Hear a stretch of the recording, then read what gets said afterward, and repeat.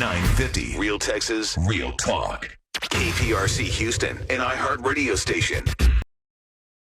Well, it's no small wonder to me that we've had a couple of times where it's been really hard to reach our next guest, because I have a sneaking suspicion he's just a little bit busy because he's an immigration attorney.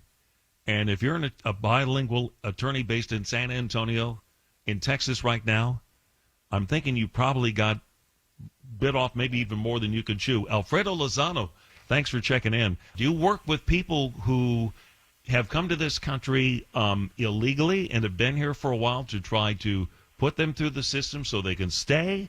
Do you work with people who are just trying to immigrate here on a legal basis? What type of individuals do you spend your time working with?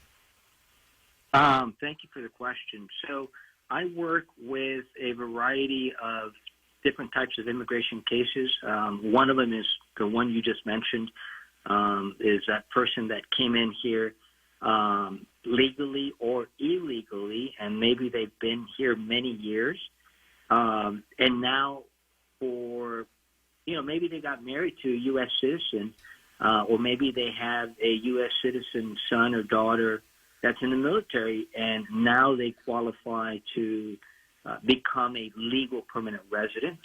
I also work with foreign entrepreneurs that come, invest in the U.S., they open up a business, and now they're looking for an investor visa, or they're looking to become legal permanent residents, or even international students that come to the U.S., and they've been here, they're studying, and now a company wants to petition so they can work at their company. So, yeah, it's a variety of people we work with. Okay. What do you make about what's going on at the Texas border right now with this huge influx of people entering the country, being dispersed all around the country? What kind of a mess is this going to create for later? Wow, that's a tough question. And I say it's a tough question because just recently, I don't know if it was, I don't remember which newspaper, there was a big article about what's going to happen with the U.S. and the labor market 2, 3, 5 years from now, and how immigrants are a big positive contribution to our labor market. So I don't know if it'll create a big mess in the future. I think right now it is difficult, right? We've got a lot of children ages between even 10 to 16 and 17 that are at detention facilities, waiting to be transported or waiting to be moved to so they can go with a family member. You know, that's the other thing, is what the media doesn't mention is 80%, 90% of these children that are entering and that are being detained, they already have a destination. They're already going somewhere. They're going to stay with a relative, and obviously the majority of them are leaving because of insecurity in their home country. So I think right now the current administration is trying their best to process these children so they can continue their journey to go live with somebody. And then eventually show up at immigration court, and then and see what happens from there. I think the impression of a lot of people is that they're never really going to show up in immigration court, that they're just going to kind of blend into the woodwork and just hope at some point there'll be some sort of an amnesty program or something else that will allow them to come out in the open. The amount of people who, I know you're busy, but the amount of people who we are told who end up in court is relatively low. The people who come here and don't come here the right way is that they ultimately they don't come to their court date. They miss the court date.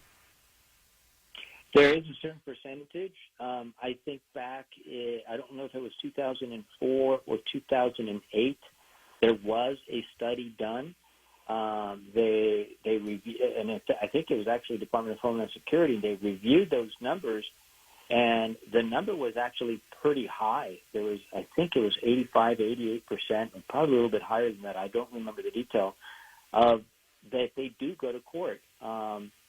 Obviously, they understand that if they don't go to court and they get a a removal order, it's going to go really, really bad for them, and they know it's in their best interest to show up in court, fight, and obviously if they qualify for something, then they can continue their presence in the United States, and if not, then they have to leave.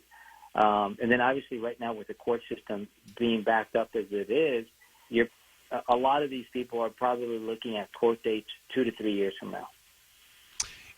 Not to get overly political in all this, but what I think is going to be interesting, I want to get a quick thought on you before we wrap it up for today on this. I get the impression by some of the comments from politicians on the right and on the left that what we have going on here is a little gamesmanship in a desire to try to negotiate some sort of major immigration reform package, something that's been talked about for as long as I can remember and just has never really happened.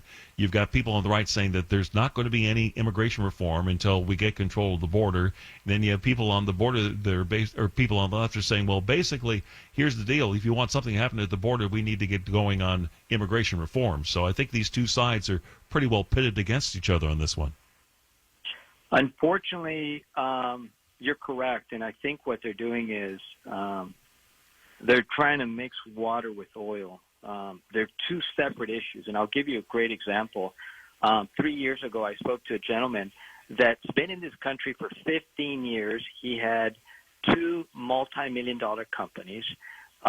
He came to this country illegally. He started these companies from scratch. When I spoke to him 2-3 years ago, I told him, look, you don't qualify for anything. You've been here illegally.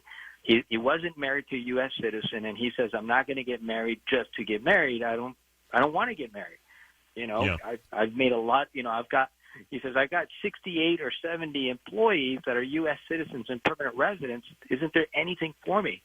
So immigration reform is independent and should be treated separately from what's going on at the border. And I blame both parties. I really blame both parties. They just need. Well, you don't go as many decades without some sort of a permanent solution unless both sides are at fault. That's for sure. Alfredo, thank you so much. Appreciate your time. That is immigration attorney Alfredo Lozano joining us here on AM 950 KPRC.